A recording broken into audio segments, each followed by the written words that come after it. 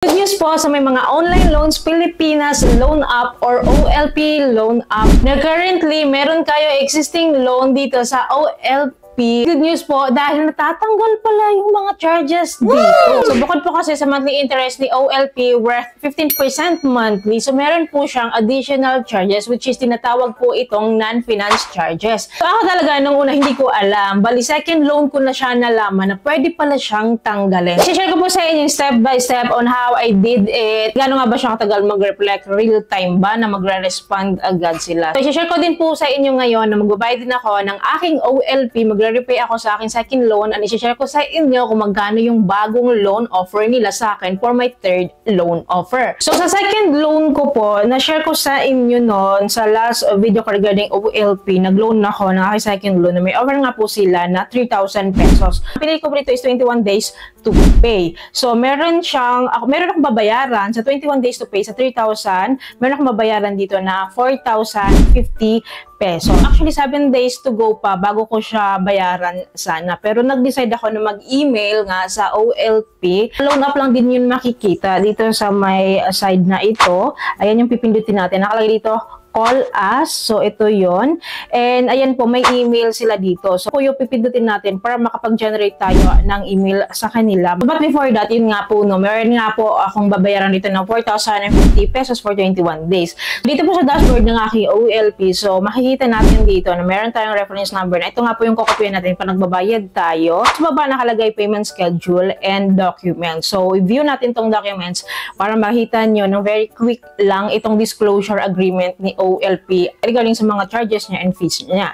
Nakalagay dito na meron nga po akong loan amount na 3,000 pesos. So, under po na finance charges is the service fee, 315 pesos. So, clearly po, ito po yung interest nila ng 15% nga po ng kanilang loan amount is ito po yun, 315 pesos kasi 15% po ang monthly interest ni OLP. Dito po sa iba, nakalagay non-finance charges. So, ito po yung nagpapalaki talaga na worth, nag-total siya ng 735 pesos. So, ito po yung inclusion niya, loan guarantee daw ito, and electronic doctor. So, ibig sabihin parang ito yung insurance niya, insurance ni OLP. So, ito po yung pinapatanggal ko, itong non-finance charges. So, ang gusto ko lang mangyari, yung interest lang monthly yung gusto kong bayaran, which is yung 315 pesos lang, which is 15% of my loan amount. So, itong non-finance charges, ito daw yung natatanggal at pwede daw tanggalin. So, ang ginawa ko nga po is, nag-email nga po ako sa kanila. Napakancel ko nga po yung non-finance charges worth 735 pesos, only the interest nga lang po yung babayaran ko. Responsive naman po sila, in fairness naman po sa kanila. Nag-respond po sila sa akin and nakalagay po dito, regarding to your request, we will now process the cancellation of the add-on products on your current loan. You will settle the remaining balance amounting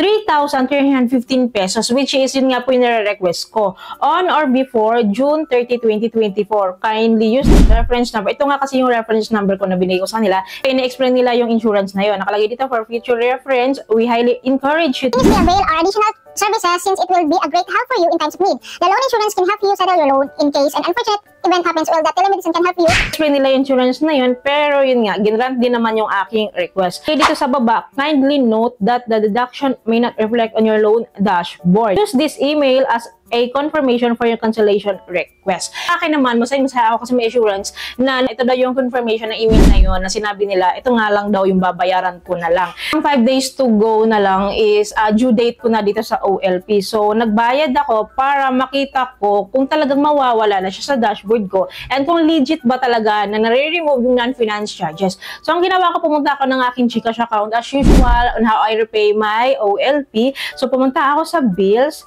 Under ng bills, Dragon Loans po yung na-type natin.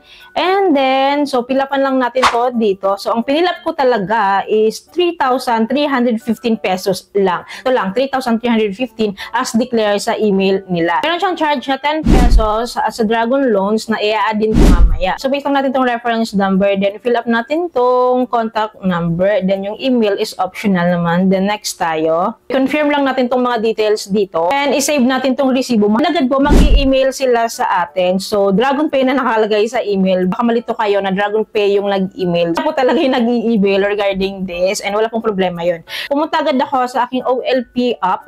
Nakita ko po, may balance pa ako dito sa OLP. So, itong 735 pesos na to, ito yung non-finance charges nga po na pinapa-wave ko. So, tinira po nila ito. Then, may mga text messages na sila na meron nga daw po akong babayaran na 735 na remaining. So, paki-settle ko daw. Then, tawag din sila po ng tawag. Ito talaga ni OLP yun. Parang si Peso Rede ganun, tawag ng tawag bago mag-due date. Remind nila yung bill nila or yung due date nila. And yun, nagte-text din sila. Nag-email ulit ako sa OLP. Raise ko ulit ng concern ko. Sabi ko, akala ko ba na-waive na yung request ko? Okay na yung request ko. Na-cancel ko na itong non-finance charges. Bakit meron pa rin akong loan balance dito? Sinend ko po itong screenshot and mga proof na meron pa siya, nag-reflect pa siya. And then nag-reply naman po sila sa akin. They will fix it. Forward nga po nila yon sa collection department. And then the other day po, mayroon tumawag sa akin na OLP, customer service. And then, in a nice way naman, naniningil siya ng aking due nga. Then, in-explain ko yung side ko na ganito, nag-email ako, nakapag-settle na ako, nag-request, na-cancel ko na yan. Dapat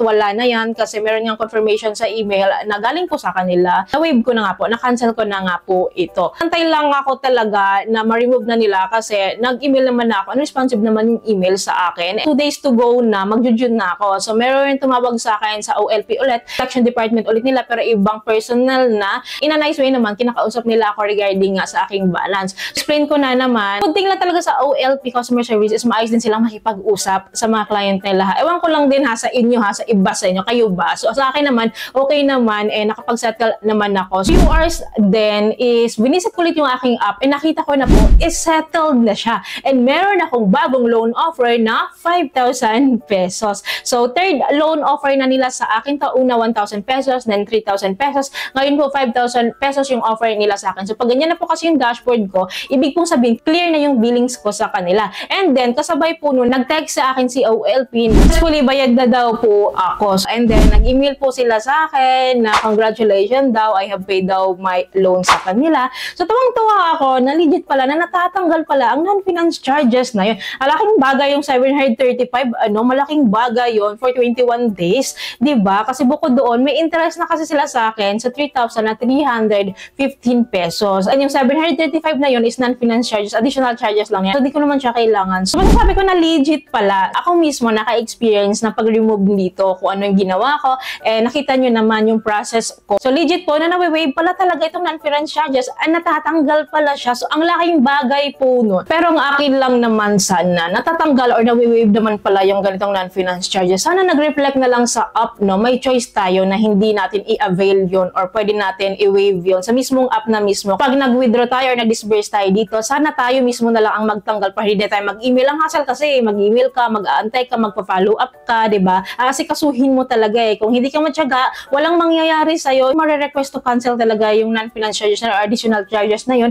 Hindi talaga eh. Kasi ako, tsinaga ko talaga eh. Day by day, tsinaga ako siya para matanggal siya. So, paano pala yung mga walang tiyaga or parang hindi nila alam yung mga ganong process? Pakasayang po talaga nun. So, I advise sana kay OLP at saka kay Peso Rede kasi parang isa lang naman to sila ng management, di ba? So, I hope meron tayong choice mismo before disbursement na ma-waive to or maialis namin itong non-finance charges. I hope matanggal to. So, sa mga iba namang mga loan, may mga loan insurance din, pero na-waive like kay S loan. So, na-waive po yun eh. So, I hope dito din. May choice kami to remove that na kami mismo yung gagawa para hindi na hassle sa amin mag-email. So, para tuloy-tuloy yung servisyo natin sa isa't isa, di ba? For me, kinakomment ko naman yung customer service nila. Inassist nila ako and appreciate ko yun. And wala akong naramdamang harassment dito sa OLP. Okay naman sila makipag-usap, hindi nila ako harass, hindi sila nagagalit, and in-assist po talaga nila ako. So, good job po yun. By the way, sa current loan offer nila sa akin, sa third loan offer nila sa akin na 5,000 pesos, is hindi ko po siya i-withdraw kasi masyado nang mataas yung kanyang interest. Yun lamang po, I hope po may natutunan kayo sa video ito. I hope po nakatulong tong video sa inyo. Kung gusto niyo yung video, please don't forget to like, share, and subscribe, and click yung bell button